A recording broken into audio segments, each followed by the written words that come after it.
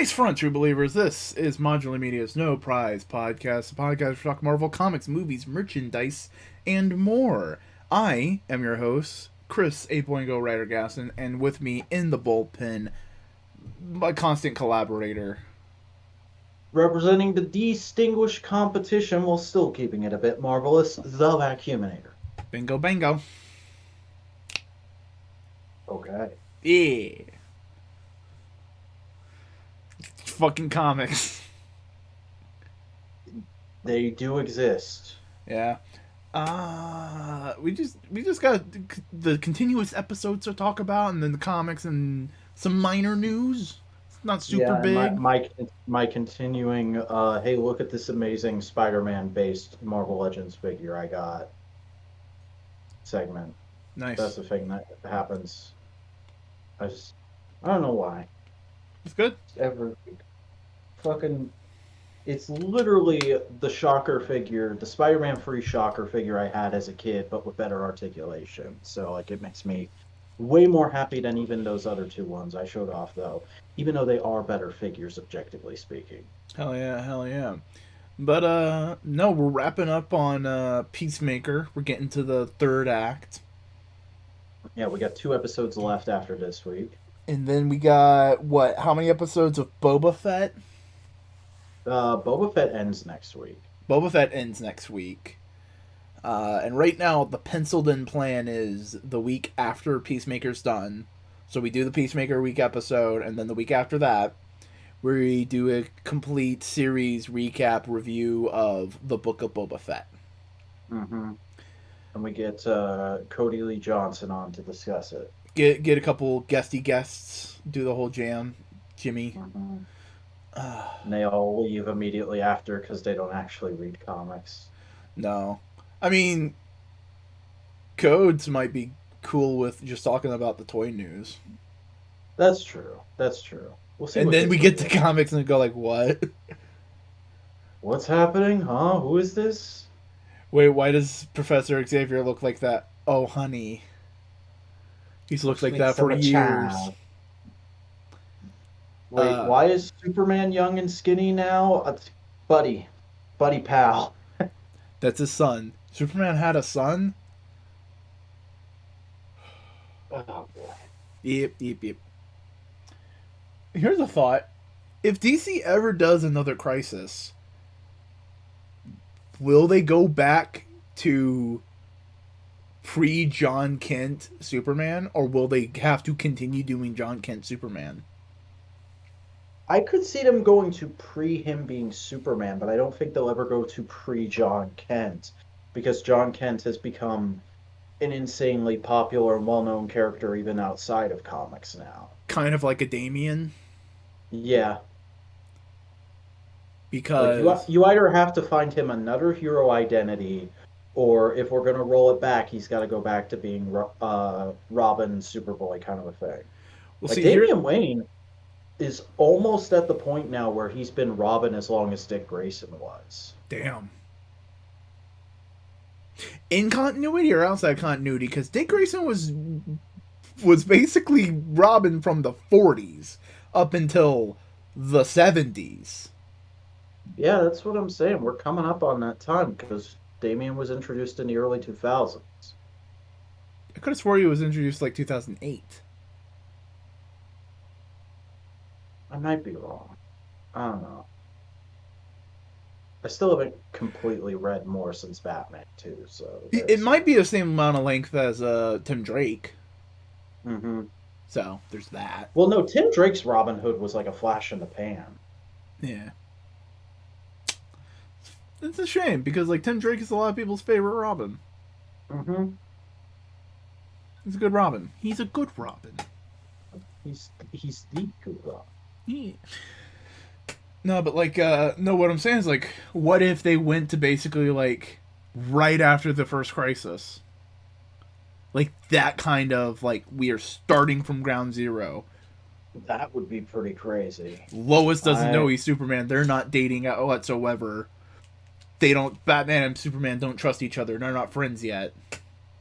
I mean, I could see that happening, but the last time they tried something like that was New 52, and it backfired immensely. Not financially. That's true. And here's the thing: they could get away with it if they said, "We have a definitive plan. Within 10 years, we will have these number of things." Yeah, but that's also, I feel like, as much as you could say that to fans and they'd be excited, I'd be sitting there going, yeah, but card's subject to change, bro. Yeah, but like, kind of just give a framework of like, yes, we know this is going away all the way back to the beginning. We want to tell a complete story. We want to tell these things, and then get to these later things in new, exciting ways. I'm not saying it's a good idea. I'm just saying it's a thing they could do. It is a thing they could do. I'd rather see some writer handle it outside of continuity, though. Like, here's a thought. Here's a revolutionary thought I just had. Superman life story. Yeah. I think people be into that. You know what would be an interesting like thought experiment? What's that? What if DC continuity worked like Marvel continuity? What's the difference you're tapping on? Major focus on sliding timescale, because DC has a minor one, but it's not as big as Marvel's, and no complete continuity reboots. The only thing that's close is basically cleanups. It's like, we're just trying to set the status quo over here. Here you go.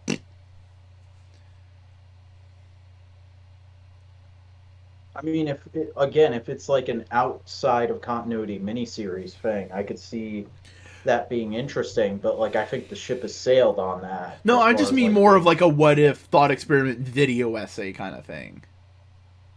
Like you as a fan of DC go like, all right, cool. Kind of like what if the crises never happened? What if no crisis ever happened? We are still working on the same continuity from the 30s. Kind of like Landis's Death of Superman thing. Kinda, yeah. That could be fun. I could be talked into that. Because then you have the legacy problem that Marvel has of there's just like, how many Hawkeyes are there? Oh, there's 2 Hawkeyes. Why are there 2 Hawkeyes? Because how many Wolverines? 3? No, 2. No, maybe 3. We might have 3. I'm not quite sure. I think Dawkins calling himself Wolverine anymore. He's not. He's just Dawkins. That's not even his fucking name. He's Akihiro. That being said, though, I would like it if, like, I get why it's cool that she's just called Wolverine, but I think it would be cooler if Laura had her own superhero name that isn't X-23, because X-23 sounds like the fucking label on a bottle of medicine. X-23 is a really cool Weapon X name. It's like, oh, X-23. Oh, that's also 23 as in like chromosome, because she's a girl and not a dude. They don't have the Y chromosome. I was today years old.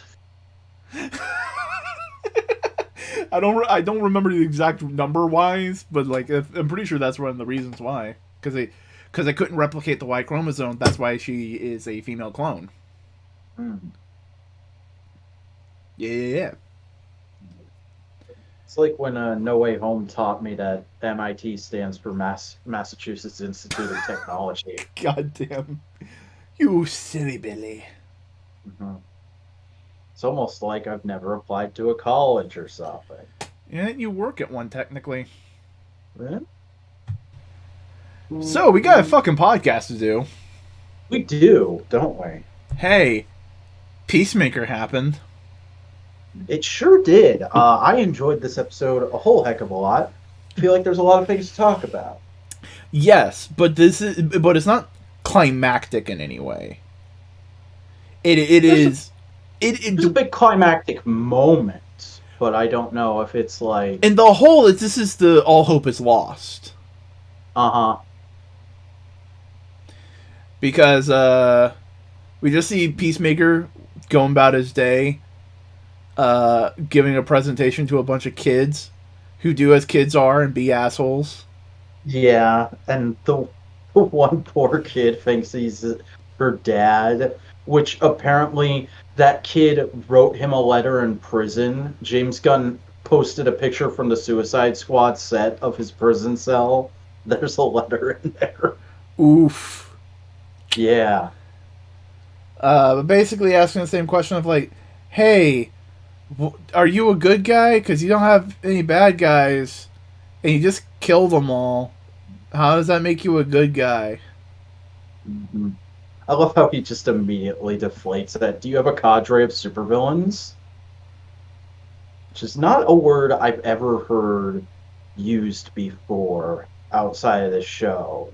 Like, I've always heard people say rogues gallery, never cadre of supervillains. I wonder if that's like some kind of classic comics throwback. I mean, it kind of is. I've heard cadre. Hmm. Because rogues gallery tends to be like a kind of like DC exclusive term. Because like, what are all the people who fight Spider-Man? They're not rogues. They're Spidey villains. That's true. Anybody else? Oh, they're street level gangsters. As a kid, though, I do think I said Spider-Man's rogues gallery just because I knew that term from Batman. Yeah, but like the official rogues gallery of DC is Flash's. Mm-hmm. Well, no, those are the rogues. Batman has a rogues gallery, and the Flash has the rogues. Right. Right. Right.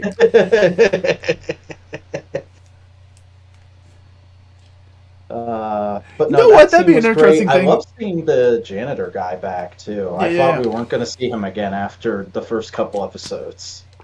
Yeah, it was nice. But then we get some more of the conversation.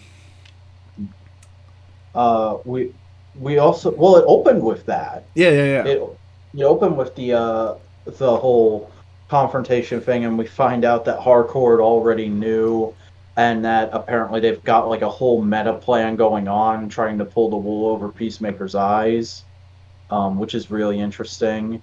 And brilliant cut into the intro this week with just him trying to awkwardly explain it and just going right into the intro. I like that. It's a cow, and great because that's like you immediately understand. Oh, it's an animal. They're milking it. Okay. Mm-hmm.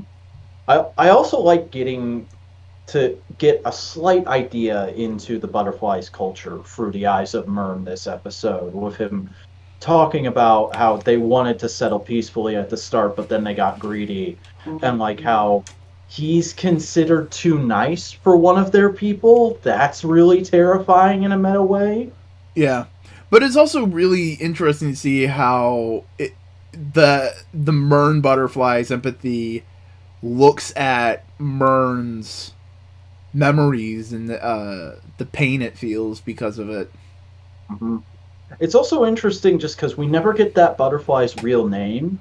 Like, we find out what the Goth butterfly's real name is, but they never ask Myrn what his real name is. Mm-hmm.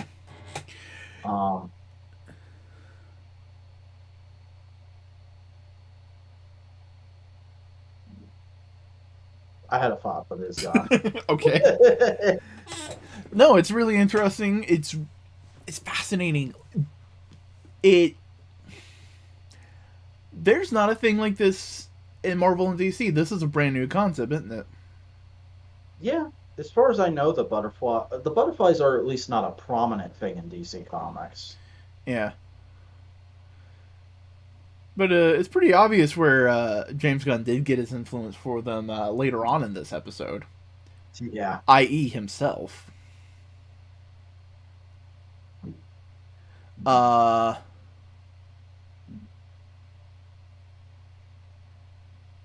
Then we have the scene with Peacemaker and Vigilante and his trailer.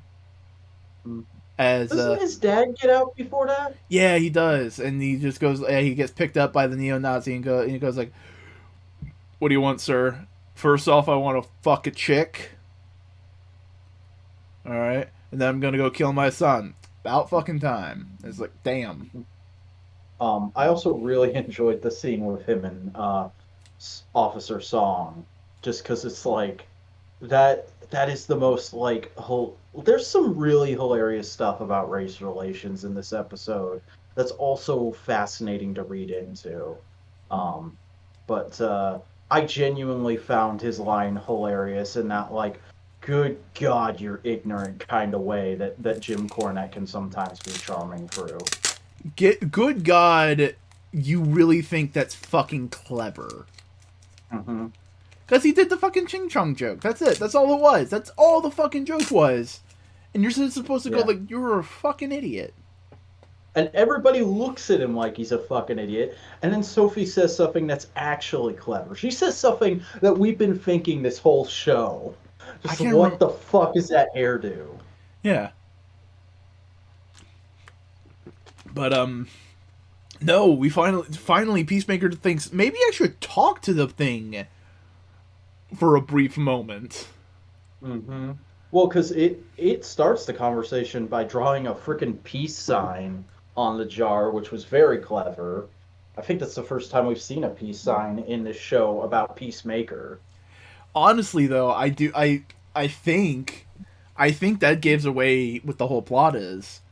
The butterflies don't want to take over the world because, ooh, world domination, we want power. The butterflies go like, these are a bunch of helpless monkeys and they don't know any better. We can at least fucking damage control. Yeah, that's entirely possible. It's also interesting just because, like, we were talking, I don't know if it was last week or the week before that. There's apparently high hopes for a second season of this show, and I was saying, like, I don't know how you're going to tell the whole story with there being so many butterflies all around the world that we see at the end of episode 3. I'm thinking it might not be that one cow. I'm thinking there might be like a cow in every country or something like that. Maybe. But that I also explained Murr's monologue at the beginning of basically like, I took this man's freedom away, and I feel shitty because of it. Like, Mhm. it's taking away their free will, which he's sympathizing with, and the rest of the butterflies are going like, "You fucking idiot! They're destroying themselves." Yeah, it's a whole thing. Because when the queen took over Sophie, she was like, "Oh, she cared about you. Ah, I'm sorry. Fucking be happy for the next few hours." But it'll be better this way. Yeah, I'm getting that vibe of like, this is for your own good kind of thing. Oh, darling. Oh, sweetie. You don't know any better. Yeah.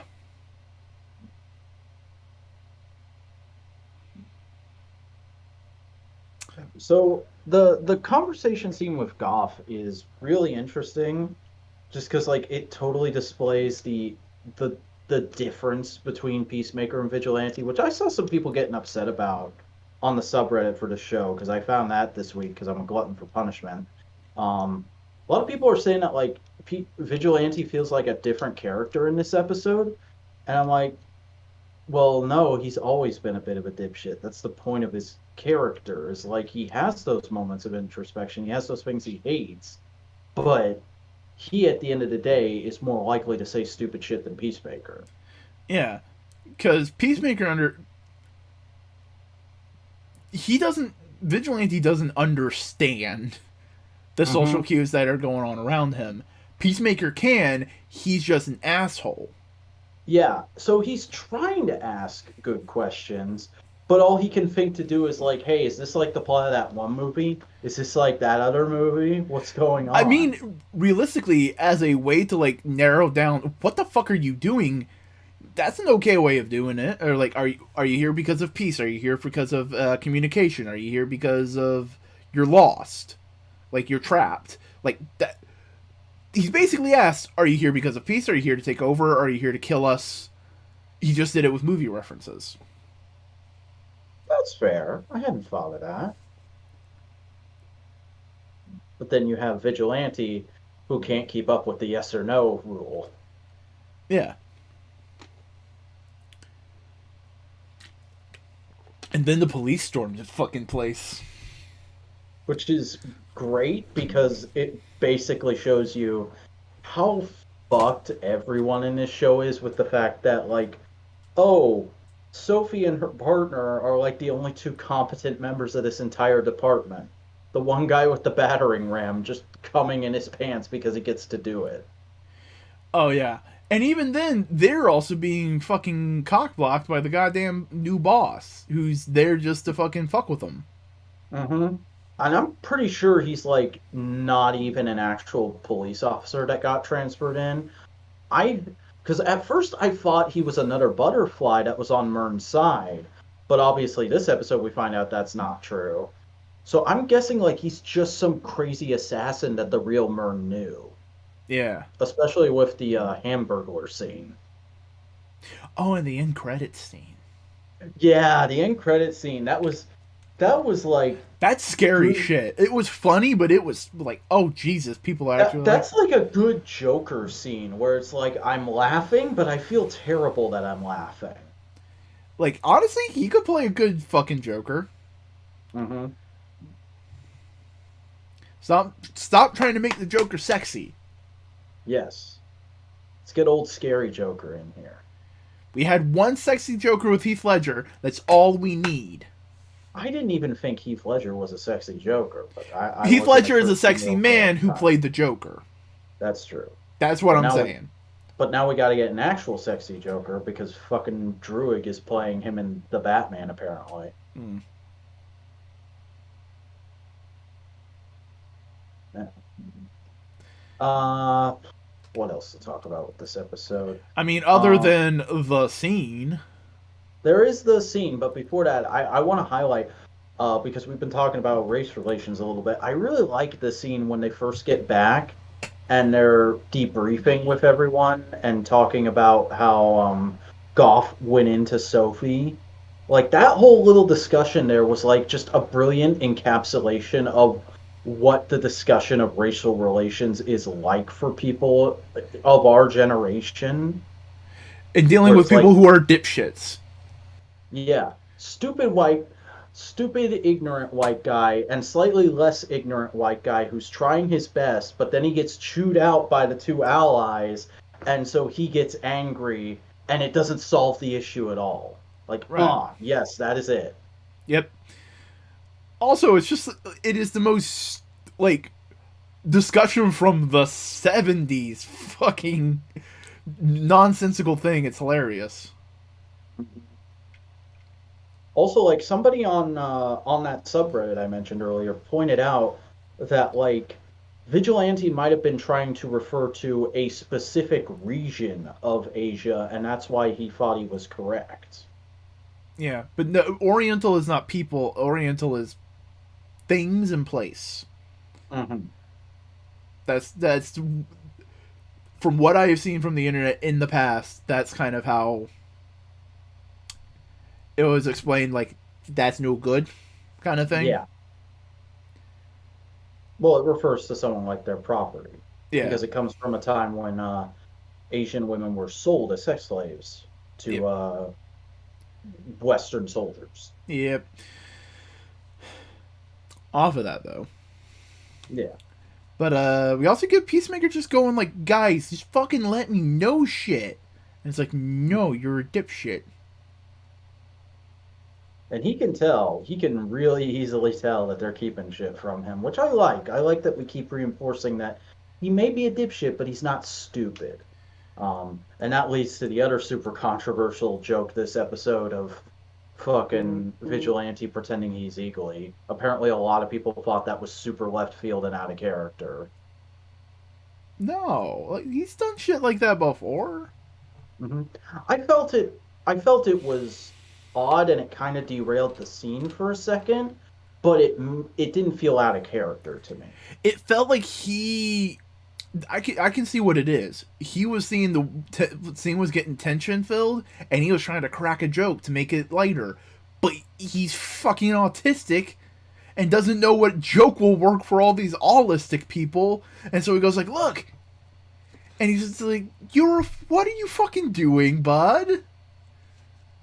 Mm-hmm. Also, I have to go check on a thing real quick, so keep talking. Oh no! How can I keep talking by myself? It's almost as if I do this most days.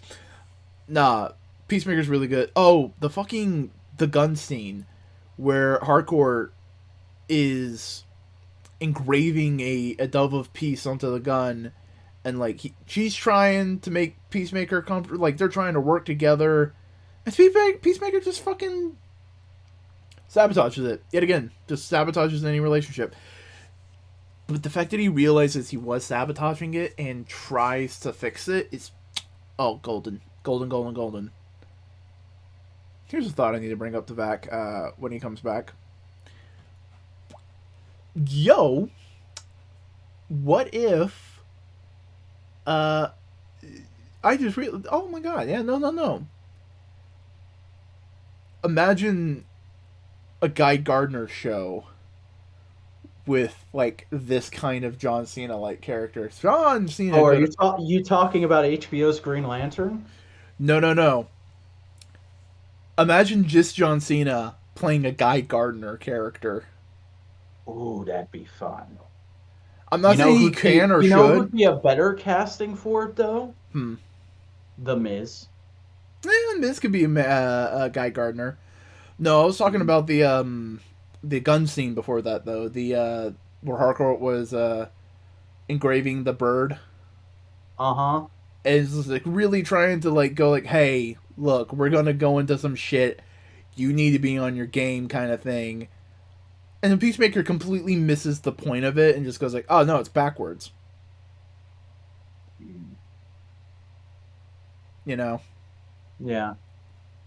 But he also then tries to open up in a really like realistic way of like, I have been holding this thing in for weeks and I don't know how to say it to my loved one, so I'm just gonna say it. Even though he barely knows Harcourt. And then she kind of reciprocates by being supportive of him and giving her first name, which I hadn't realized, but we didn't hear at any point in the show up until then. But yeah, no, it was good. I do remember seeing some people going like, oh no, is James Gunn starting his own Joss Whedon-y trope where the asshole guy learns a lesson, and because he learns a lesson, he gets the girl? Because people started noticing the similarities between Peacemaker and Harcourt and Star-Lord and Gamora. I could see that, but like there's also a lot of differences between those two sets of characters. Like that's boiling it down a lot. Yeah, but like that's kind of like a thing with Joss Whedon is the nerdy guy gets the hot chick, you know. The smart dude gets the hot chick. That's true. But like I've also never really bought into that being like, oh, that's a big toxic thing this one writer does, because it's like tropes like that exist outside of those writers. Yeah. But honestly though, here's the thing about those two ideas. Star-Lord and Gamora only were together for Infinity War. And even then it was kind of more of like we're not officially dating, but we're pretty much dating. Like they never he never gets the girl. He's always working and improving on himself, and it's just more of like I want to improve myself for myself, but also to be worthy of you kind of thing. Also, I wouldn't be surprised if it happens, but I'm not expecting Peacemaker and Harcourt to hook up in the next 2 episodes. No. If anything, it'd be like a season 3 if they keep getting seasons. And then it will be immediately filled with regret on both their parts, mainly because, not because, oh no, I don't want to be in a relationship with you. It's just like, we are not the kind of people we are right now to be in a relationship. Like they've grown enough to realize, oh, we're not emotionally capable of this right now. Our kids would be fucked up. That's a thing to think about, especially with the other flashback we get this episode. Yeah. You think he's ever considered being a dad himself? Oh Like I no. think that I think that terrifies Chris. Oh yeah, that probably terrifies Peacemaker. Mhm. But no, and then we get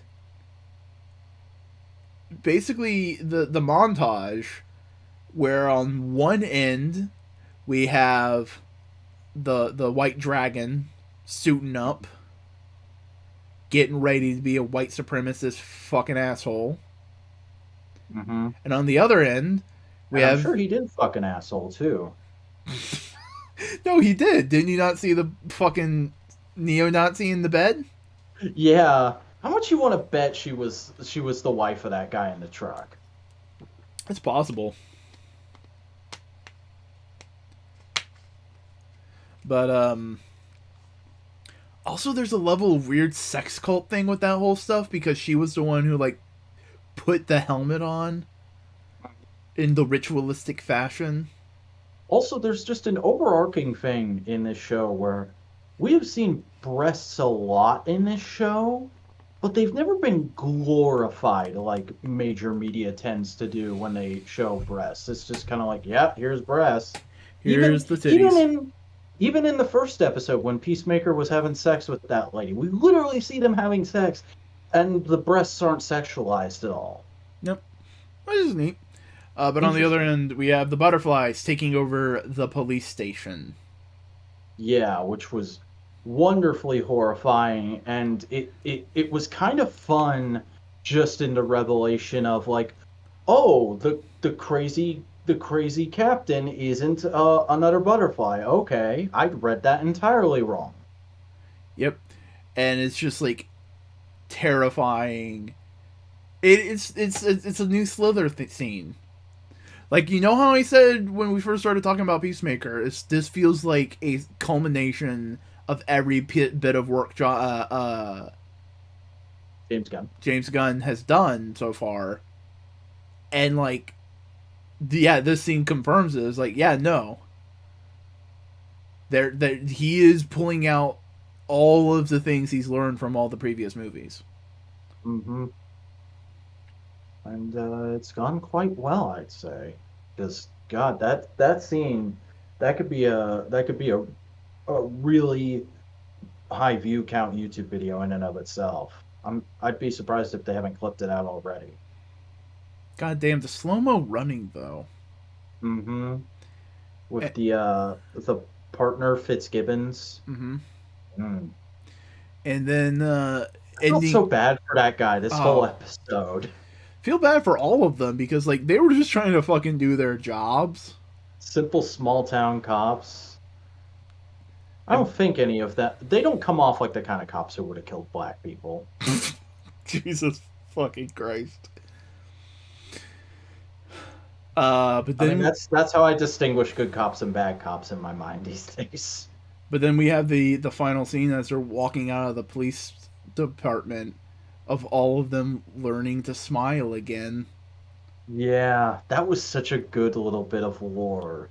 Because it's like, it's just off-putting enough while also being like something that in your head you can be like, oh yeah, that does make sense because everybody has a differently shaped head. Mm-hmm. Also, they took over one of the white supremacists, Mm-hmm. so that's going to A be lot of interesting. people are guessing that Peacemaker's gonna have a fight next episode with his dad, where he's not gonna want to kill him and get pulled out of the fire at the last second by the team, and then in the final episode, a butterfly is gonna go up his ass, and that'll make Peacemaker okay with killing his dad. That makes sense. He deserves it. Yeah. Yo, I saw a theory Ooh. that the no, because we were talking about like, oh, is there the butterflies in DC, whatever? That the queen is actually an adaptation of the insect queen. Mm. Yeah, that makes sense. I mean, it's a very different take, but yeah, no, that'd be cool. Yeah, I'd be down for it. I mean, I certainly am down for it. I've watched 5 episodes, 6 episodes of it now. Yeah, no, it is really good, and honestly, here's the thing. It is still dark. It is not a light show. It is very it's gory, it's violent, it's all that kind of stuff, but it still feels accessible. It's not like reveling in it. You know what I mean? Yeah. Whereas like Man of Steel and Zack Snyder stuff reveled in the destruction that they were causing.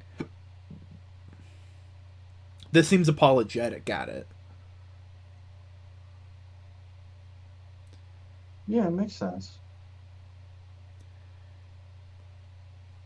And if this is the direction that the DC products are going to have going forward, then guess what? They're probably going to be on a good track. Yeah. I'm cautiously excited about most everything DC's got coming up at the moment, you know. Okay, if The we Batman looks extremely good. The next Shazam movie should be at least fun. And Black Adam, it doesn't look like an amazing adaptation, but it looks really interesting. yeah. Honestly though, we're getting to the point where it's like almost 50-50 good and bad now. Mm-hmm. In terms of like a shared universe thing. DC has had good movies before. Yeah. And I'm one of those people who still says, yes, it has problems, but Man of Steel was good. I just can't get over the Randian style political discussion of Superman. Yeah, that is weird. That's like Superman is the least objectivist character in the history of fiction. He is the most altruistic character of all time. I know some people might give us shit for like referencing and quoting him, but Max Landis said it best. Superman is just a dude who has these unlimited powers who just decides, you know what, I'm just gonna do good. And he does. Mm-hmm. No questions asked, no reward wanted, just, yo, I can do this? Hell yeah, let me help people. That's Superman. That's Superman. Other heroes need justification. Other heroes need great power comes great responsibility. Superman doesn't. Superman just goes like, oh, cool, I can help someone? Nice. Very much agree. But you know what else we watched? What else did we watch? We watched 456, the 15th episode of Avengers Earth's Mightiest Heroes. So what the fuck is that title a reference to? Because I never figured it out the whole episode. I don't know. Let me Google real quick. It might be the first appearance of Captain Marvel, but that seems way too late. Uh-huh.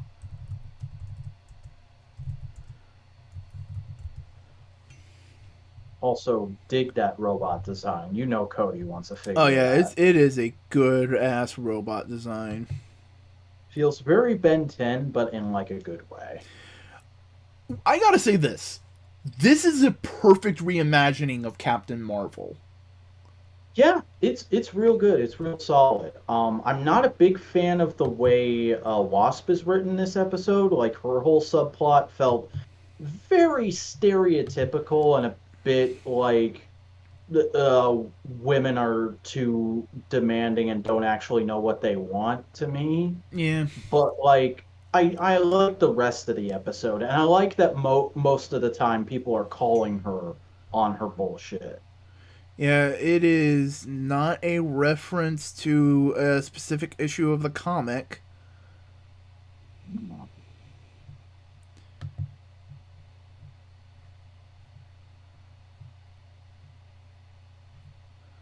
Hum hum hum.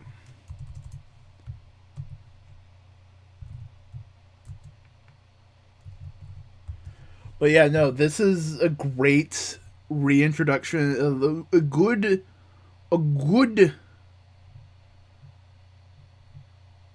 fucking showcase of Captain Marvel and an origin for Miss Marvel. Yeah, fucking Jennifer Hale playing Carol Danvers is not something I ever knew I needed in my life, but that is great casting. Also, just a good ass fucking Carol. That's a good Carol. Mm-hmm. And sometimes it's hard to get good Carols. 459. It's not 456. Yeah. It's 459. It's also just. Oh, that's the number of the robot. Oh, okay. It's Century 459. Okay, that makes sense. But no, it is weirdly hard for people to write Carol because more often than not, she comes off feeling like a jackbooted asshat. Yeah. But here she's pretty good. Yeah, pretty good. Really solid. She's stern and stoic, but she is not an asshole. Which is the thing that people don't understand. You can be nice. She's a good friend who's able to go like, "Yo, Janet, you're being a bitch. Just tell Hank you like him and you want him to spend more time with you." Yeah, that's, if we can be honest, that's some Stanleyism. That's how Stan wrote Women Crazy Girls when he was writing. It's just like they don't know what they want. They want the boy, but they also want the Because Stan was a consummate 60s misogynist. Yeah. At least he loved his wife. He never made wife jokes. Yep. Which is, for a boomer, actually, he's Silent Generation, wasn't he? He wasn't a boomer. He's Greatest Generation. Yeah, Greatest Gen. Right, it's older Silent Gen, isn't that? That's like Bernie. Yeah. It goes Greatest Gen, Silent Gen, Boomer, Gen X, Millennial, Zoomer. And then the current crop that's growing up who are currently like tweeny boppers. The fuck are we gonna call them? I've heard Alpha. I don't like what that implies. An entire generation of furries.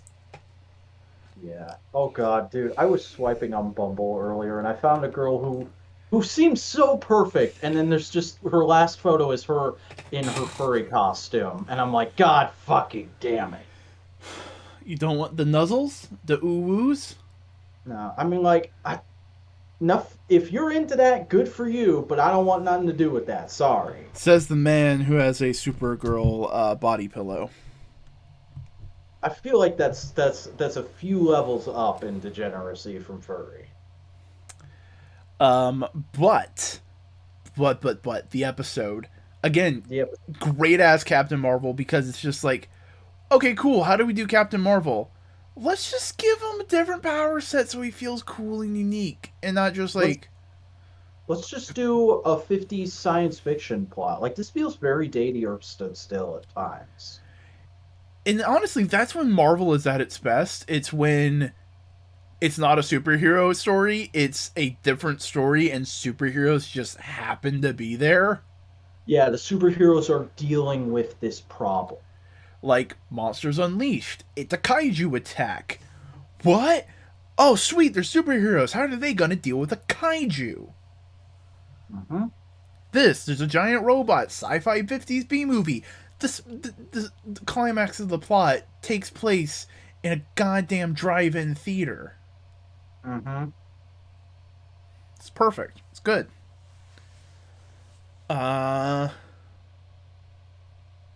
no. It's also, there's a moment towards the end of this episode where they kind of they totally pants Avengers 2012 with just Tony and Thor casually going into space. Yeah. And Marvel, who's from space, couldn't fucking handle it. Mm-hmm. But funny. They got it. They totally got it. Don't worry. It's good. I also love the fact that it kind of like, if you knew comics, you were going like, oh shit, this is how they're doing it? Okay. Because I don't remember much of the show. I just remember liking it. I saw Captain Marvel going out into space, taking care of the bomb, and I was going like, oh, is this how they're getting rid of him? Is this how they're killing him? I did think that for a second myself. Yeah. And I my gut is saying like that's gonna be a running gag. He's just gonna put himself in danger because all the old comic fans are just gonna be going like, when's he gonna die? Yeah. I When bet he's you he's gonna be around long enough for Carol to get her costume, and then he'll die. yeah. It's sad that such an important character in Marvel's history is better dead than alive. I mean, he's not better dead. He's just better over there. Also, we got a hint of the Kree Skrull War, Mm-hmm. which how are you going to do the most iconic thing without the Fantastic Four already in the universe? I mean, I know the FF get introduced later on in this show. Yeah, but I'm talking about the three cows shot me down. Mm-hmm. There's that. They got to bring in Vision. Mm-hmm. They got stuff to do. They got stuff to do before they get there. But in the Yeah, meantime, I'm just gonna enjoy the mental image I gave myself of Galactus and Marvel sitting in a corner somewhere, just waiting to be called on for a story. yeah. Right there with Silver Surfer. You get Mm-hmm. you They're all every playing chess. every 10-year Surfer, you get an ongoing, and that's it. No more. Why can't I have any more? You get what you get because Stan Lee liked you. All right, be happy you were Dad's favorite. But he didn't create me. That's even more impressive. Mm-hmm. You know. Yeah. Yeah. Good episode. Good episode. Good episodes. Good Plural. episode, but you know what it's time for? It's time for toys and other news. Oh boy, So let me pull up the news. we have one bit of comic news this week. Yes. I am trying to get to that specific comic news. Oh no. Oh no. Oh no! Oh no. Oh yeah. Oh no! And see, here's the thing. You keep going on like that. I'm going like, you wouldn't swipe on the furry? Yeah, like I could get into that as long as you're not wearing a fursuit. All right. So first up, we have an announcement from Marvel Entertainment. Avengers, X-Men, and Eternals face Judgment Day. And people are being whiny bitches, going like, "Oh man, another superhero war," and I'm just sitting here going, Oh like, man, the Eternals, they're gonna face the same fate the Inhumans did, aren't they? "No," because they've actually been setting this up good and reasonable, and Mm-hmm. there's parallels and everything. Because here's the thing: the Eternals are a group of superpowered individuals who guard Earth for the Celestials, who have immortality that is done through pods. When they die, they get reborn in a pod. The X-Men are a bunch of superpowered individuals that have decided to protect the Earth on their own accord, and whenever they die, they get resurrected in a thing that looks like a pod. Bruh. The X-Men are naturally occurring Eternals. Here's So the thing: the thought of this is it's not everyone fights each other. It's something is making everybody fight each other, and they don't want to. That's the plot of the Eternals right now. Is basically all the Eternals, all the good guys, are trying their best to fight their programming. Because remember, they're meat robots. so is the plot of this event just gonna be the Avengers going, so where are our pods? When do we get to be pod people? Cap, you were already in the ice, but I want a pod. Tony's like, I'll make you a pod. Don't worry. I'll make you a nice little sleep pod. They got them in Nuremberg now, you know? But basically, the Eternals don't want to be going and killing people because their programming is basically when you see a deviant, kill a deviant. When they get too deviant, you know? Yeah. And There's also the small little bit that I don't think it is, but this could possibly be the secret Marvel Man event. Maybe, especially because it is being done by Kieran Gillen. God damn it! God damn it! Now this is This pod is, restructuring. oh my God. Yeah. Buster, I'm docking your pay for that pun. I do not think it is a versus storyline. It is going to start off as a versus with the Eternals trying to kill the X-Men, but it's basically going like, guys, we don't want to do this. We're being forced to. We need to figure a way out of this. Because Or that's the big thing. old, why can't we be friends? Because the Judgment Day that they're talking about is the not the Eternals, the Celestials coming back and going, yo, dudes, have you did what we said yet? And the fucking X-Men are gonna be like, yo, what the fuck? Why didn't Moira tell us about this shit? And Destiny goes like, cause she didn't know. Fuck. Moira's a bitch ass bitch. Yeah, Destiny is on this promotional art too. Oh yeah. But that's also why the Avengers are there, because they're currently living in the head of a Celestial, right? Because of Jason Darren's dumbass fucking run. When will I be able to have all the Marvel books I want to read be good at the same time? Never. Shut up. Because right now, I'm not able to read Fantastic Four. I'm not like in Avengers, and I'm just going like, but I want. What if this is literally like a siege story of the two groups trying to take over the current Avengers base at the same time? Well, I mean, Ajax kind of wants to fight the Avengers. Uh-huh. So that's a thing. That was a thing in the last Eternals book. Because remember, the guy who's writing this is writing Eternals, so this is probably going to be much more of an Eternals focused event. But he's also writing on X-Men books, so it's going to be very Eternals-y, X-Men, and the Avengers are there because name brand. And that's like the argument you could have against this not being the Marvel Man event in secret is like, I feel like Jed McKay's gonna write that whenever that happens, because he wrote the fucking Kang comics that hinted at Marvel Man coming. Yeah, I still desperately want Neil Gaiman to be a part of it, you know? Yeah. Because he still wants to do it.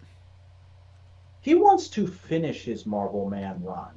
I feel like as far as like new comic shit is done, he's not interested. No, but like let him finish his run, print the whole thing, and then go off of what he did. I mean, they are putting out compendiums of Alan Moore's Marvel Man at the moment, and they've said once they get to it, they'll put out Neil Gaiman's as well. Yeah. What is about a secret event? Marvel Man is an independent comic from Britain from like the 80s and 90s that was a ripoff of Captain Marvel, aka Shazam, and Alan Moore took over it, revolutionized it, turned it into this really interesting sort of meta commentary. It was kind of the first What If Superman Was Secretly Evil comic, but it was much more like a criticism of Marvel Man and loss of innocence and that kind of stuff. And then after he finished, Neil Gaiman took over and also wrote a spectacular run that ended up getting cut short by Marvel suing to get the rights because how dare anybody have a thing with Marvel in it that's not them. And he has had his script for the end of that book in a drawer just waiting to be published ever since then. I don't think it was Marvel suing. I think it was Todd McFarlane. Yeah, that's right. That's why he gave Angela. That's why he gave up in the Angela shit. Yeah, that's why he gave Angela to Marvel as a fuck off to Todd McFarlane. But now that because Neil sold Angela as well as Marvel Man and a couple other things to Marvel, and now that there has been Doomsday Clock, which is the big we're gonna bring Alan Moore's precious characters into the main DC Universe event, and it doesn't even fucking matter anymore. It was a Um, good book, though. I like it. yeah. It was good, but Marvel recently teased at the end of a Kang the Conqueror comic that like, there's something out there that wants to get into our timeline. What could it be? What could it be? And it's very obviously an It's the allusion to logo. Marvel It's Man. the logo from the comic. Yeah, so a lot of It'd be people like are putting a thinking. goddamn Superman S there and going like, "Oh, who could it be?" Yeah, so there are a lot of people thinking like, okay, Marvel's gearing up to do their own Doomsday Clock, of bringing in an Alan Moore character to the main universe and it changing everything. But it's going to be Marvel Man, Miracle Man. Miracle Man. That's right. It's Miracle Man. Um, He yeah. was originally called Marvel Man, and then Marvel sued the publisher. In like the Publisher. 80s and the 90s. That's when Yeah, they sued. and they changed it to Miracle Man, and that's also when Alan Moore came in. Yep. Mhm. Because Marvel owns the rights to Captain Marvel. That's why every few years there's going to be a Captain Marvel book because they have to keep up the trademark. Mhm. Not because of any creative endeavor, just because we have to keep up the trademark. Yeah, make Carol do something.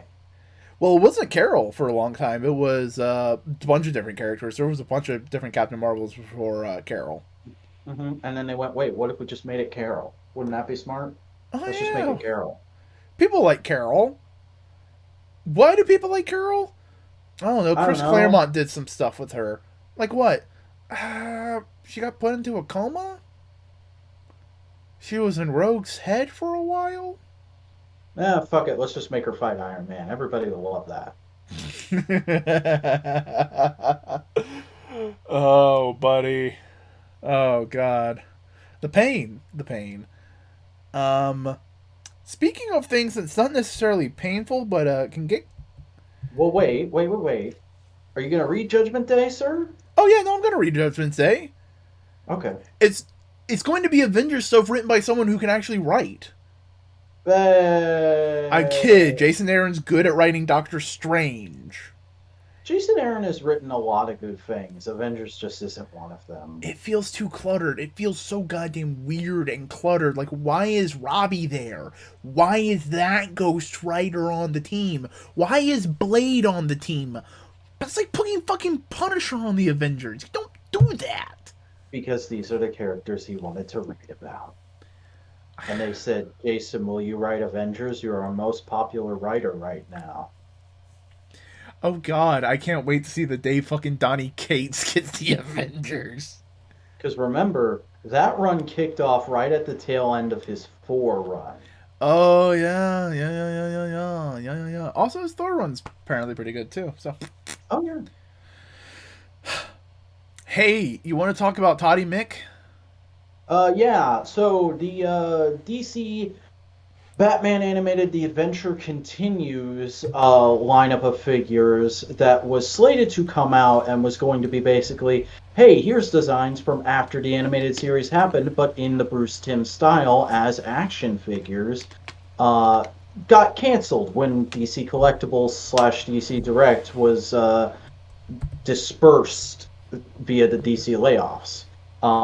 And of course, Todd has picked up the license to produce a number of things that they had set to come out, and this is one of them. And we now have official pre-orders and solicitations for this line, which is going to include a cel-shaded re-release of their Batman New Adventures styled figure, their classic Catwoman, and a new addition to the line, which is the Batman who laughs if he were drawn by Bruce Timm, because that's a thing the world needed, apparently. Man, no, don't. Didn't DC tell you Batman Who Laughs fucking prints money? He's a good character. People like the Batman Who Laughs. It's not like he was a fucking gimmick villain for one goddamn event and didn't need to come back. All around me are familiar places, worn out faces. That's what I feel whenever I hear anything about the Batman who laughs. Hey, Vac, how do you feel about Rokal Czar?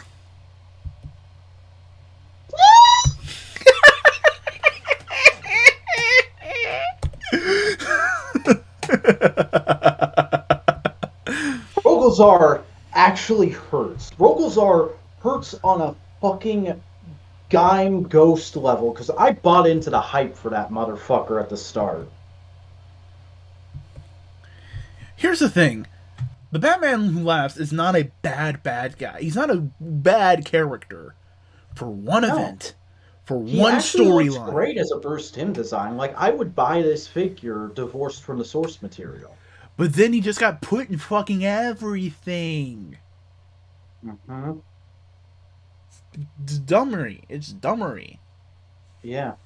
That being said, though, we know these are very good Batman and Catwoman figures, so to have them back out on the market for people who weren't collecting at the time is pretty cool. Yeah, they look good.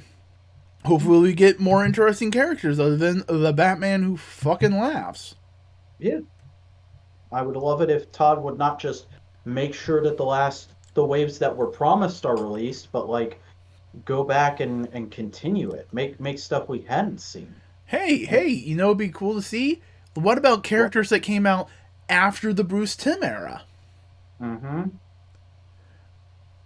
Or like even continue the Icons Essentials line with more 6-inch scale DC figures that don't cost an arm and a leg.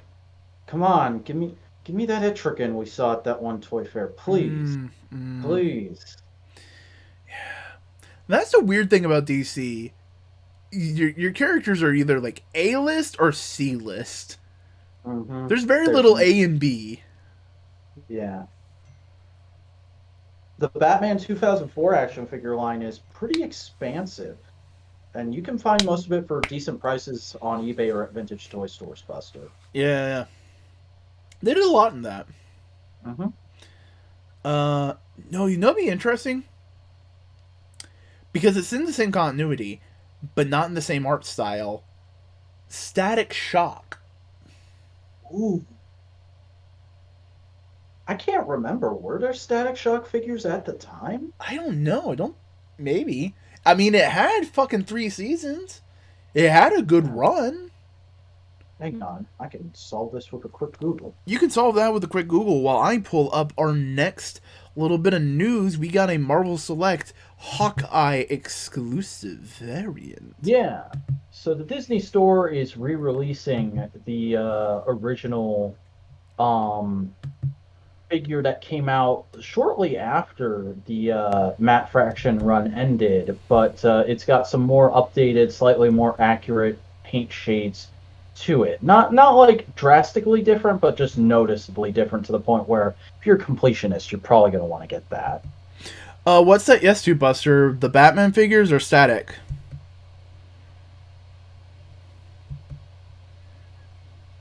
Also, I like how did Lucky have both eyes in the original comic? Lucky, it was never clear that Lucky was missing an eye, but he is kind of squinting, which I think is what they went for with this figure. Yeah. Oh yeah, static. Yeah. No, static. Okay, static did have figures. And I did own this figure back when it was originally released too. It was a solid figure. I just ended up getting rid of it because it didn't scale with Legends at all. Yeah.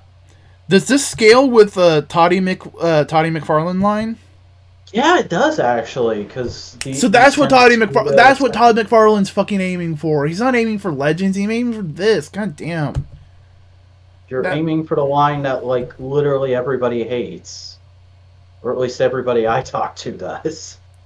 That bicep looks fucking goofy. Mm-hmm. It's crazy because like select figures are all original sculpts, but there's parts on this guy that look like they're from different figures. This looks like the toy line for the guys who only read comics in the 90s and collect this stuff from then and kind of keep up with it and still like comics. Yeah. It's not Why great. does whenever anybody poses someone on their knees, they always have this kind of awkwardness? The hips are always in the weirdest place because they're not centered. Mm-hmm. They're too forward. He would fall like that. That's not like. It's because you're trying to get the figure to balance before you're worried about natural stance. That's why I have Phoenix leaning back so much. Mm-hmm. You know, because he's just kind of like doing that. He's going wild. He's going wild, man. But yeah, no. He looks okay. Yeah. I mean, remember, it's a figure from like, what, 7 years ago now? Yeah. But speaking of old ass fucking figures, Boss Fight has a new toy line. Yeah. Because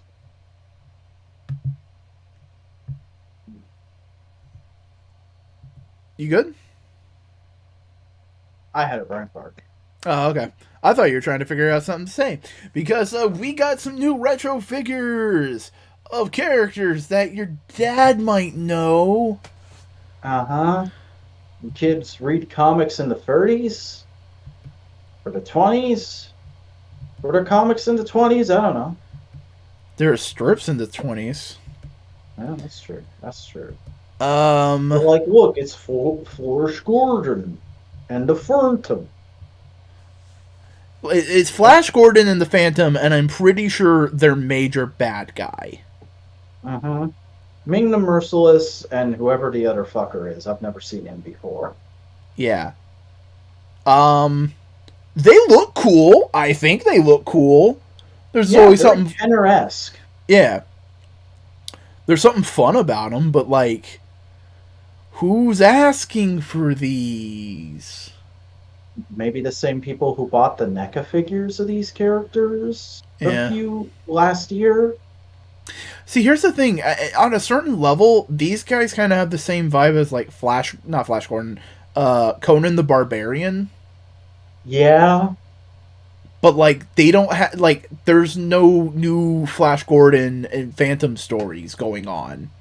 Mm-hmm. They might have something on Dynamite, but like not the TV show, the fucking comic publisher. When was the last time Dynamite published anything noteworthy, though? Vampirella? I was going to say when they had the Green Hornet license. Yeah. They're publishing Vampirella, though. The original Western comic book horny. Good for them. No, it's... I actually know nothing about Vampirella. I feel weirdly bad about that. I should maybe read into Vampirella. I mean... Urtext of horny.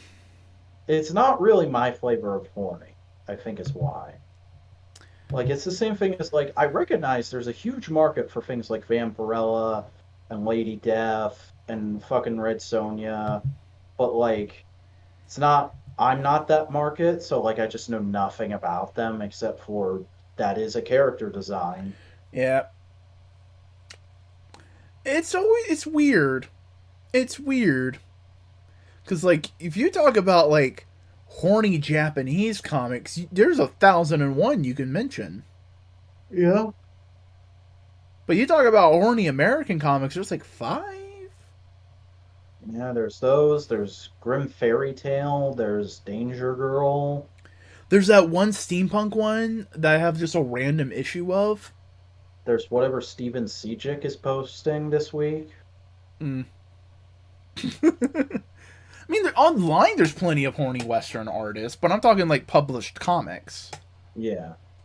Hey, Steven Sejic has published series. Yes, but also a lot of fucking horny fan art. That's true. That is also true. Rocket Raccoon meme.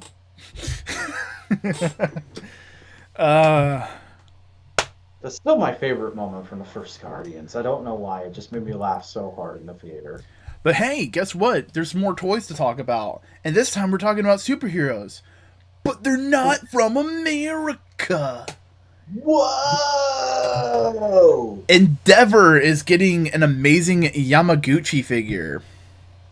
Yep, and it looks like an amazing Yamaguchi. Honestly, Endeavor is a really good choice for this line because Amazing Yamaguchi, the whole trademark of that line is it's meant to be an insane, exaggerated, a real person could never do this action poses, and it looks weird standing still. And like for Endeavor, a character who's on fire, there's constantly motion in his character design. It works really well. Oh yeah. It's good.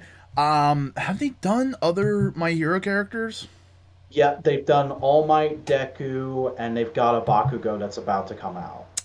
Yeah, see, I was about to say Bakugo seems like the one that they probably should have done first. Yeah. But we also have another amazing Yamaguchi figure. The one that all the fucking fan over. Hawks! This is also a character that I haven't gotten to in the series yet. Yeah. He's basically Angel. That's what I was gonna say. I was like, oh, I love Angel. He's my favorite X-Men. Like, he looks like Angel, but has the powers of Archangel. Hmm. Because, look, he can make swords out of his wings. Nice. Out of his feathers. So, yeah. Pretty legit. Pretty good. Pretty good. Those are pretty good. Show me your moves. How's it going, Joey Wheeler? That's not Joey Wheeler voice. It sounded pretty close. That's Captain Falcon. Show me your moves. Mm. All right. Falcon punch. See, when I say you're pretty good, I'm thinking of Snake. You're pretty good. Oh yeah, we got another Mickey 420 gold label, Death of the Family Joker. Yeah. Every day I wake up and Todd has posted a new figure of the Joker and or Batman. Oh, it's this fucking Joker. Yeah, this is Snyder Joker. This is Scott Snyder Joker. And it looks like it's a heavy remold of the, or not such a heavy remold because it's very obviously the same torso and pants, but it's the Free Joker's figure with a new head and accessory, which looks weirdly inaccurate when you look at the comic book art, but whatever. I'm not buying this fucking thing. I mean, The best thing about this Joker is that it inspired a great wrestling gimmick. yeah, really, realistically, yeah. But we do have, let's just say, an actual good Toddy McFarlane figure. We got a fucking Wonder Woman. It's Wonder Woman as designed by Todd McFarlane. It's still And Wonder Woman. It's not Batman. It's not the Joker. It's someone else. It is a small victory, I'll give you that. But I'm not into this design. It looks like Wonder Woman by way of BioShock. No. You know what this is? This is Wonder Woman. Angela Virgin. Yeah. Tell me you don't look at that head and you see Angela. I just want classic evergreen versions of the Justice League in this fucking line. Why is that so much to ask? I don't know, man. It's not hard for Marvel fans to get evergreen figures. It's weird, huh? Punished back. A DC fan doesn't denied his evergreen figures. Oh, wait, hold on. I don't got anybody here. My Spider-Man's over there. That's right. Yeah, no, but I have a pretty good Spider-Man. I have Secret Wars #8 Spider-Man. And that's an evergreen black suit Spider-Man right there. Mm-hmm. This figure is delicious, and it makes me depressed that I can't have something as good as it. Now, I currently only own 2 DC figures. I own the original The Batman, just plain basic Batman figure, and I own the DC Icon Supergirl. But here's all these fucking Marvel Legends I own. It's almost as if Marvel's just good. Marvel's good. I mean, here's a question. Would you buy a Peacemaker figure before the Peacemaker show came out? Before the show, no. After the show, I don't even know if I'd buy a comic Peacemaker figure, but I've been tempted to buy that John Cena Peacemaker figure that Todd put out a couple times. Yeah. So you want to talk about some comics? I am willing. Hey, guess what? I read a Spider-Man. Oh, did you? I read Savage Spider-Man. What the fuck is this shit? This is a sequel to a Spider-Man miniseries that I started but I didn't finish. He got injected with basically a thing that made it so he couldn't stop. He kept running. His heart rate wouldn't go down, kind of thing. Is that non-stop Spider-Man? Yes. I heard that was good. And basically that if like something happened, he would turn animalistic and savage. And so he does turn animalistic and savage. But he also mutates and becomes a spider centaur. So the lower half of his body is like 3 legs and a spider abdomen that can shoot web. He's on an island and he's dealing with a bunch of bullshit, but he's savage and he's trying to deal with it and he can't think his way through the problem. And then he starts throwing up red webby stuff onto a bunch of zombies' faces that looks like Spider-Man masks, and he's now controlling them with brainwashing. Okay. Yeah, that's kind of it. Hey, tell me about One Star Squadron. All right, this month's issue of One Star Squadron was okay? Question mark.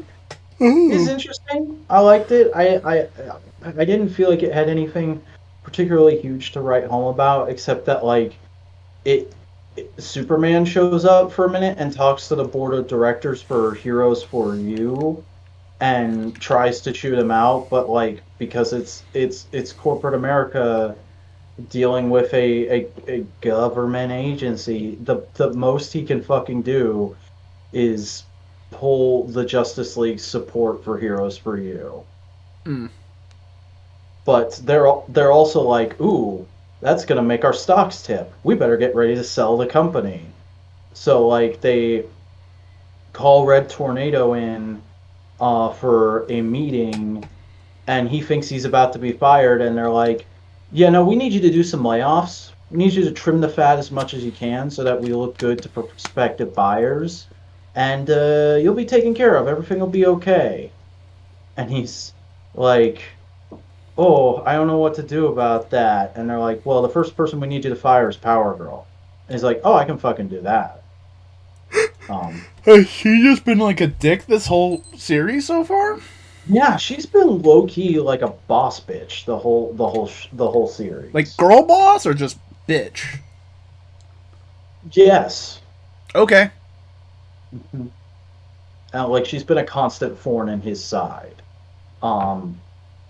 It's really terrible, but the only comparison I can think of is the Nostalgia Critic and the Nostalgia Chick in Kick-Assia.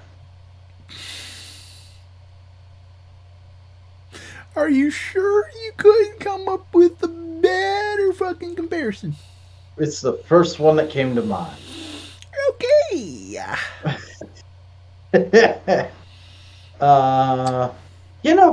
This is good. I'm looking forward to seeing how this series continues to play out. It's just kind of we're in a middle turning point for this story. Not hugely hype, you know. Fair enough. Hey, guess what? We both read Spider-Man. We did, and this was okay. Yeah. Basically, they're trying to distract Ben with a manufactured villain, the Queen Goblin. Who, wow, feels really like she's supposed to feel one-dimensional, but I feel like a big part of me not being into this issue is how one-dimensional she feels. Yeah, that's kind of that's the point, because that's actually the secondary conflict. The major conflict is they wiped Ben Reilly's memory so much, he doesn't remember with great power comes great responsibility, so he's basically just going like, yeah, no, fuck you.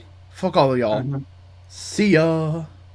Yeah, and like they're trying to report, they're trying to go to the newspaper, and fucking just immediately villain attack, and Jenny gets taken back, presumably to Beyond at the end of the issue.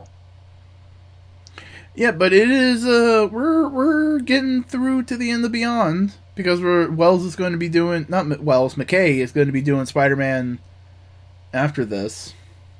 Hmm. That also might be why it's not a McKay issue. McKay issues tend to be the more banger ones, Yeah, but it's solid. yeah, it's not bad. It's I can't decent. wait for the Marvel Legends. Yeah, she does look like she'll be a Build-A-Figure of a future Spider-Man wave, doesn't she? Yeah, and she might show up again later in cool ways. Mhm. I like the double mace. It'd be interesting if like she became a hero later on because she's the therapist lady augmented, so she's like, "Oh God, what the fuck did I do?" Yeah. But I like the tragedy and comedy, the pumpkin mace. Uh-huh. It's a That's nice, cool. yeah. It's a good design. It's just like there's no That's a build up. great action figure. Yeah. Oh, I also read Crossover by Donny Cates. Yeah, I saw that came out this week. So we get a little bit more backstory of essentially when the crossover event happened. Donny Cates got caught running out of it, and as they searched through his stuff, they found a script of everything that would happen. Everything. It's just the script of the comic as we know it right now. Mm. But it did not have an end because he wrote it basically in a bad place when he broke up with a girlfriend. So he didn't want to finish it because he got busy with other stuff, so he just didn't finish it. And so the police, the FBI dude is like, okay, you're going to finish this. You're going to finish the story because it's somehow connected to all this wild bullshit that's happening. Finish it. But Donny Cates hasn't been able to finish it for years, so that's why he's in prison still. But now he actually He's just fucking pulling a SpongeBob, just the incredibly elaborate and that's all he's written. no, because every ending he comes up with is unsatisfactory for the FBI dude, or it wouldn't work, or just a variety of reasons. Ooh. So he talks to the main character of the story, and she goes like, "This is just a fucking story, the same old bullshit, that all that kind of stuff." And he goes like, "Whoa, hold on, this is a love story. You're gonna have a happy ending. This is, don't worry, you're fine. Just go be a hero. Go do your thing. You're cool. Don't worry about it." As they're trying to deal with all this stuff, the comic book racist dad gets out of jail on parole and is converging with the Powers detectives on a baseball stadium as a man in boots, a leather jacket, and a barbed wire covered bat comes lurking out with slicked back hair. Oh, fuck. Yeah, because they don't say his name. They don't say who he is, but you know who that is. Yeah, I know who that is because of horrible memes. Yeah, no, Deegan's here from fucking Walking Dead. Good lord. So who knows how this story is going to end up. Just think, fucking that Robert Kirkman made that motherfucker, and he wants to write Transformers next. The fuck is he gonna do with Lockdown and Tarn? Ooh. If they even use Lockdown and not Lockdown, Tarn. Yeah, they might stay away from Tarn because he was created by IDW writers. Yeah. But Hey, people do love him. People love him. Yep. Gotta love him. He's a baby. Hey, you know what people love? What? Hearing you talk about the Dark Knights of Steel. All right, Dark Knights of Steel #4, the backstory of this universe's Batman. So basically, we find out that what had happened was after the elves crash landed on Earth, they went and just built themselves a fucking cabin in the woods and tried to live peacefully while also observing humanity and trying to slowly learn their language. And then they found out, oh hey, there's a volcano that's gonna fucking erupt and wipe out the entire kingdom we live next to. So let's go and warn them. And they try to warn Lex fucking Luthor, who is advisor to the Waynes. And Lex burns it because how dare anybody have scientific knowledge that supersedes his own. And so a few days later, when he realizes they're not acting on the information he gave them, Jor-El goes and confronts the Waynes, and he's like, "Yo, what the fuck? Why aren't you evacuating? Didn't you get my letter?" And he's like, "What letter? What fucking letter?" Lex, and he's like, "Oh no, no, Master Wayne, it was fine. You see, I read the ancient records and I consulted the stars and it was fine." And Jor-El is just straight up like, "The stars? You asked burning gaseous balls for their insight? You absolute idiots!" Uh, so Tom Taylor's then, been wanting to call Lex Luthor an idiot for a while, hasn't he? yeah. Uh, So then, they have a little back and forth where Laura convinces the Waynes that that her and Jor are to be trusted, and she says, "All right, you don't have time to evacuate anymore. So here, just hold my son. Me and my husband are gonna go and fight this volcano like fucking superheroes, and stop your kingdom from being destroyed." And so they're praised as like the ultimate protectors of the kingdom and are loved forever. Meanwhile, Lex is banished and he goes off and finds a rock that shot out of the volcano, and it's like, ooh, what's that? But time passes. We find out that like, yes, Jor-El did have an affair with Martha Wayne, but it was very much a thing where you can't really blame Marfa because he was basically a god and he instantly knew what he was doing was wrong, so you can't be too mad at him either. And also, Bruce wouldn't have been born without it because in this universe, Thomas was sterile. So through Bruce's birth, the two families were able to make amends and they grew up happily together until one day the fucking Joker of this universe, who is Lex Luthor with a Green Lantern ring, attacked a caravan with the Waynes in it and killed them. Hmm.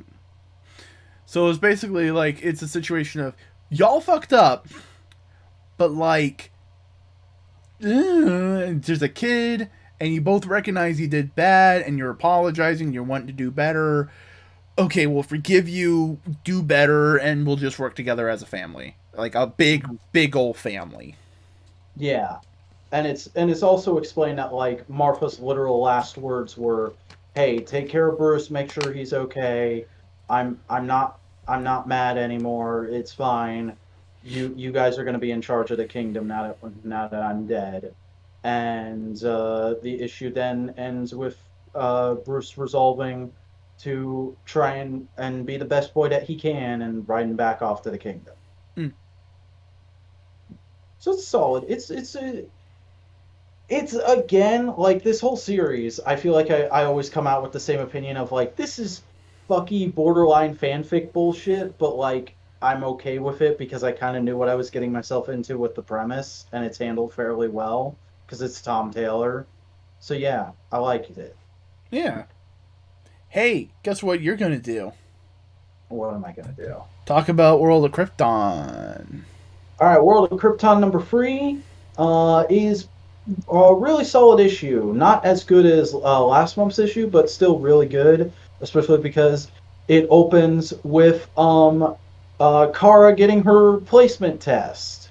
Because we find out that her mother is actually from a different guild in this timeline than the elves are. The elves are traditionally scientists. You grow up and you become a scientist. Her family are historians, and it turns out Kara actually has an interest in Krypton's history. Um, And so she takes her mother takes her to this one teacher and is like, "Hey, will you try and educate my daughter as best as you can, at least until the family starts forcing me into making her a scientist?" And like that, just as a Supergirl fan, that got the gears in my head turning a whole bunch because like aside from the thing I pitched when we did What If I Had Control of DC, the other big thing I've always wanted to see done with Supergirl is just like have her get involved with disseminating Krypton's culture to humans. Like she should try and up Earth's technology, try to bridge the gap between them and Krypton. And like this is like, oh, that element of her character is there. We could also have her write books on Kryptonian history to be published. Like, I feel like that could be interesting, but no, let's just do the same three stories with her over and over again. Okay. This time she fucks a horse. Okay. Anyways, I'm going to bring that up, that she fell in love with a fucking horse. Yeah, sure did. Anyway, so there's also a lot of civil unrest going on Krypton, a lot of riots and shit, and Zod has been reining it in like crazy. The prisons are completely flooded, and they're now talking about expanding into the Phantom Zone. Well, at the same time, Jor-El is confronting Krypton's council of leaders and saying like, "Hey, the planet's basically fucking doomed. We have one very slim shot that's going to require a lot of effort from all of us to stop the core from exploding, and it's gonna get us all in a lot of trouble to even propose it." And the leader of the Science Council is like, "Yeah, but since that's our only chance, we have to do it." And also because as the leader of the council, I fail to see this. I see this as my opportunity to step down because this is a big disgrace for me. So Jor-El, you're in charge now. Good fucking luck. Oof. We get to pin the thing on you. Mm-hmm. So then we see a scene of just like everybody kind of catching their breath, and the way Jor-El does that is he goes and adopts Crypto. Oh. Yeah. We get a really cute scene where there's just a bunch of animals up for adoption, and he goes and picks up little puppy Crypto, and Crypto's very friendly towards him, and so he's just like, "All right, I'll take this one. What's his name?" Well, we hadn't decided yet, but we've been calling him Crypto. Crypto it is then. How much? They're not for sale. We're just adopting them out, but we do accept donations. And he's like, "All right, right on. How do I do that?" Hands him a pad. Doot, doot, doot. "All right, here you go." Walks away, and he donates $100,000. Yeah, for an animal shelter, that's a lot of money. Yeah, because Jor-El's rich as fuck as a leader of the Science Council, and also they need that money considering like a lot of Krypton's wildlife is dying. But then he gets home and he's all excited to show Lara their new pet, and who's there but Zod going, Hey, buddy, I heard you're in charge now. Congratulations. I'm going to tell you how we're saving the planet. Because you report to me. I'm a military man. Ha ha ha." Hmm. So it's still a good book? Yeah, it's interesting in that kind of like backstory, dramatic intrigue kind of way. It's no wonder they made a sci-fi show out of this. Yeah. Oh, hey, guess what it's time for? What is it time for? It's X-Men time. Oh boy. Sabretooth. What have them wacky kids been getting up to this week? No, it's Sabretooth. Oh. He's down in the pit, remember? Oh, What's been going down in the pit? Let's find out what's going on in the pit. Oh, no. So we're down in the pit. And basically, it's the Matrix. He's just logged into a thing and just has kind of free reign of his imagination. Oh. Okay. And so, like, he spends like his days just fucking imagining killing all the X-Men and doing all that kind of stuff. And then eventually, Cypher comes down in a suit with a warlock briefcase and goes like, "Mr. Creed, I'm here to talk about your case." And Sabretooth goes like, "The fuck, bitch?" And slices off Cypher's head. And he goes like, "Alright, look, we're in a weird simulation, and we couldn't go against the council, but we do want to give you like a chance at like not being uncomfortable. So yeah, you get to kind of build the mind realm here, okay? Because if everything goes right, you should be the only one down here. Okay? We cool on that?" And Sabretooth basically was like, "Alright, cool." And so he just keeps doing what he's been doing. He kills X-Men, he kills Avengers, he kills everybody. He just kills. And then eventually he gets a little bit bored of that. And then he holds a council with his id, ego, and his super ego. Where he basically goes like, "Alright, Creeds, what are we gonna do?"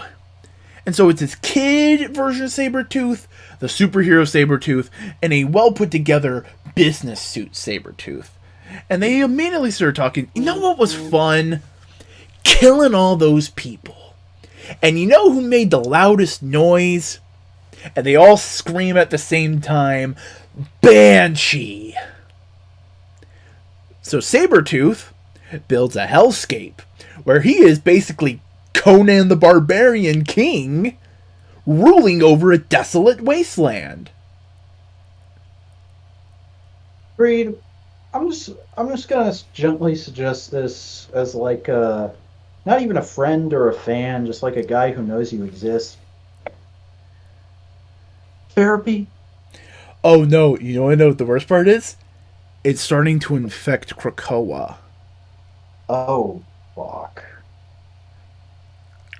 Little by little, you see bits of it. Because he's not just killing people. He's also imagining scenarios where he's also like the leader of the Star Jammers, king, and all this kind of stuff, a variety of things. And eventually he's able to have his mind reach out, and he can just observe Krakoa. He just could observe the upper floor and just go like, "Oh, okay. Actually, everybody's living their life. All right." And then one day, 5 people get put into the pit. Nobody we've seen go into the pit yet. Not Toad, not Orphan Maker, not Nanny. Just 5 random people. And Sabretooth goes like, "Oh my god. You have no idea what the fuck I'm about to do to you." And that's when the book ends. Okay. Yeah, it's fucked. Is this not a one-shot? I think it's a mini. I also read Excellent #1. This is a continuation of all the Ecstatics books. You know? Oh, shit, that's right. The Ecstatics? All these guys? This team, these guys were basically the Suicide Squad of X-Men before Hellions. Yeah. So they're trying to get publicity and do all that kind of stuff, and they're going up against the guy with the yellow thing. He was a previous character of the team. He died. He's called Zeitgeist. So he's built up a new team, and they're fighting, doing all that kind of stuff. And basically the whole thing is reflecting on death, how many of these characters are children of the original Ecstatics team, and basically understanding their new place in this media landscape. And then a character who has survived this entire time. He is on this cover. See that werewolf-looking motherfucker? Kinda, yeah. He dies. He's been around since this one. He's been a consistent character. He dies. Okay. And that's the end of the book. And we just gotta keep reading and see what happens. All right, then. Yep. Art's beautiful, too. I read Shang-Chi number 8. Basically, the grandfather comes in and goes like, "Ha, you a bitch because you're the son of my asshole son-in-law who fucking abused my daughter. Fuck you, Shang-Chi. I'm bringing my daughter back home. Fuck you." Grandpa does look cool, though. That's a great character design. Oh yeah, that scar was done by Shang-Chi when he was a kid because his dad told him to do it. Mm-hmm. So like, yeah, no. So kind of a reverse Zuko. Yeah. Also, the fear that his sisters were starting to betray him, Shang-Chi, is null. They were just trying to pull a ruse on all the assassins. Ooh. So they're still on Team Shang-Chi. But the younger sister is going like, I still don't like what you did to our brother. And the other sister goes like, you know what? I know how I knew Shang-Chi, how you cared about him, and the fact that you did give him up means you are standing by your principles, and that makes me want to follow you even more. Mm. So, like, you are being a good man, I want to follow you because you are a good man. Nice. Yeah, it's good shit. It's good. If you want fun, mythic fantasy stuff with a little bit of Marvel superhero, Shang-Chi is the place to go. Nice. Shang-Chi is great. X Lives of Wolverine number 2. This is kind of more of a scattered shot a little bit. We just see a bunch of different eras of Wolverine and Wolverine's understanding of the situation kind of changing. He's a young kid and he's going to save Professor Xavier's dad. He's in Vietnam doing things, all this kind of jazz. He's lying in bed with his now dead Japanese wife from that era. And in each of these little vignettes, he's trying to reconcile what he's doing, his life, and all that kind of stuff. The young teenage version of him is basically like, yeah, no, I was a fucking dumb kid at this point in time. I'm stupid. Let's go save Professor Xavier. And it's kind of just more of like a framing device. But the one where he's in Vietnam, he basically goes like, this is the part of my life I absolutely hate. This is the part of my life I regret the most. So I'm going to make it so I don't regret it, and we kill all those innocent civilians. So I'm just going to go shoot Sabretooth and Maverick so they don't go shoot all those civilians. And then I'm going to go save Charles Xavier. But that completely changes the timeline. What the fuck is going on? What the fuck's going to happen? And in the final one, he just basically goes like, hey, Jean, can you just give me a minute? I just want to be with my wife for a second. And it's just like, sweet. And then in the next panel, she's possessed by Red Omega. Oh. And so Wolverine goes like, this is my... Now, when I'm from, this is my now dead wife. But she left me with a son, Daken. But I have to kill her now or I will die in my mission. And he slices her. So what the fuck does that mean for Daken? Because this is time travel. How long you want to bet until they bring her back? Who knows? I don't think she's mutant. No, she's not mutant, but it's like it's comics, you know. Yeah. I just don't want to see Daken disappear because I've been enjoying his character. No, he's a good boy. Don't get rid of him. Also, we're at Daredevil Woman Without Fear. How's that? How is the continuing Chip Zdarsky run? Pretty good. Basically, she's going up against Kraven the Hunter. Cool. And so a lot of this issue is just running away from Kraven the Hunter because she's injured and she can't fight at full capacity yet. But then Kraven kidnaps a person she knows and she goes like, fuck, I gotta go save him. Shit. And she goes confront Kraven and Kraven goes like, sweet. Now I can do whatever the fuck I want because I fucking talked to Kingpin, and now I have this Thunderbolt badge, so I can just hunt you whenever. It's nice. I don't have to. I don't have to worry about shit. I can just hunt you. Isn't that great, Elektra? And that's pretty much the issue. Yeah, it's fantastic. That's pretty much the issue, but it's also a lot about like what has Elektra been wanting to talk to Matt about, which is basically, hey, Matt, I kind of don't want to be in fucking turmoil anymore. We need to stop the Hand and just get rid of them completely. Do you want to help me with that, Matt? And since they're kind of together right now, he's probably going to, and that's probably where Daredevil's going to be going after Devil's Reign.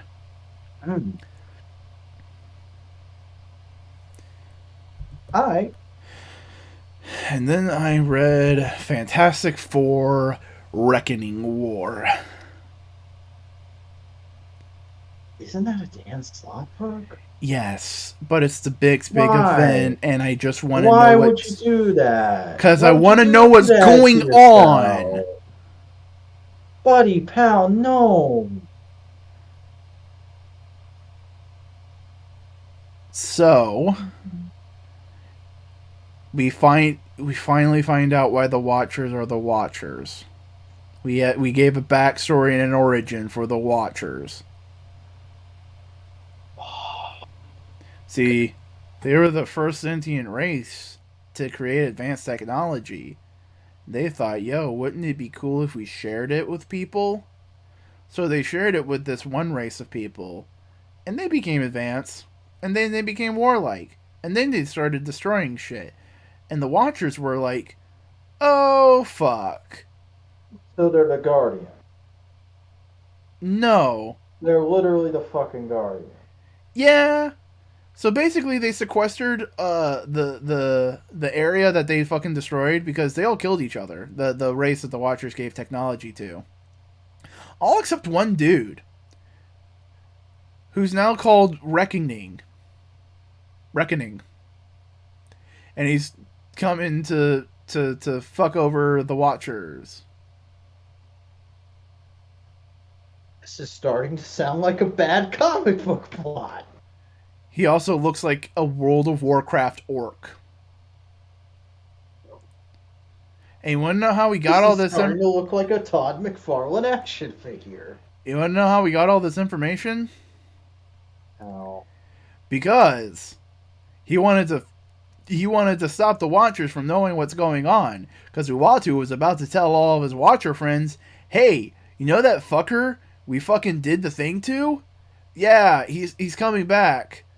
We need to do something." And right before he could do that, he blew up the moon? What? He blew up the moon, because that's where the Watcher lives, on the moon. But we need the moon for other things. Yeah, no, don't worry about that. All the heroes are just trying to save people from moon rocks.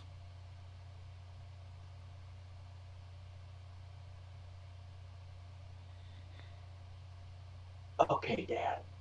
Okay. And while they're doing that, the Fantastic Four goes like, oh shit, we need to fucking go up and see what's going on. Something might be happening. All the while, the Champions and the New Warriors are teaming together, helping people. And it's not that I'm upset seeing the Champions or I'm upset seeing the New Warriors. It's just, why are those two teams working together? Are they both kids? No! The New Warriors are now in their mid-20s at this point. Damn. And because I was just seeing, because it was like Miles, Kamala, and then Thrasher. Like on the panel, it's Miles, Kamala, Thrasher, Speedball. Hell yeah. It's just like, what the fuck are these characters doing here, Slot? I will say, when he's talking about just the family dynamic, None of the comic book shit, just a family dynamic, because Franklin and Valoria are trying to get Ben Grimm's kid because he adopted a Kree and a Skrull. Mm. Which is, you know what, that's fine. I can dig that. I can dig Ben Grimm adopting those two kids. That's a cool idea. And Ben's just going like, kids, get in the building, just get in there, be safe. And Ben's paying attention to his family, and he's getting ambushed behind by like a Badoon, because the Badoon are attacking now too, with Watcher weapons. Alright, sure, fine. Okay. It's a distraction. It's not an important thing. It's just that the Reckoning dude is just giving weapons to everybody so they can cause massive war all over the place and just kill everything.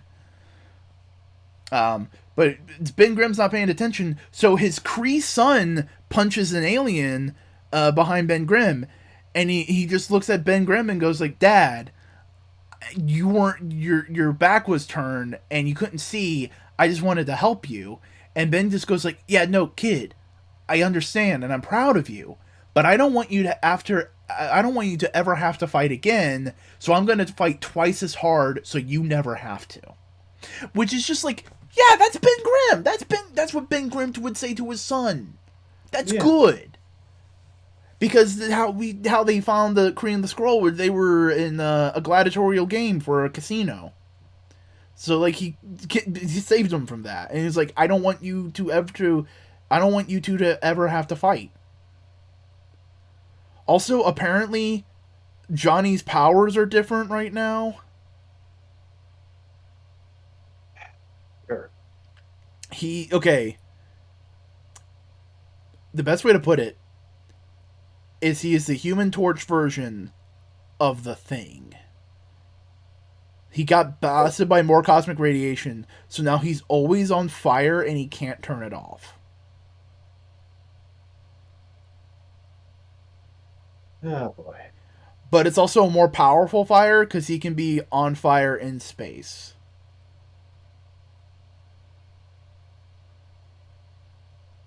Also, apparently, this whole thing is Jan Walter's fault. She-Hulk. I don't know. Just got a new book. Leave her alone. I don't know why, and I don't know how. Also, they find out Nick Fury's alive and is doing stuff. Also, he's bald. He doesn't have any hair anymore. I don't know why Nick Fury is bald.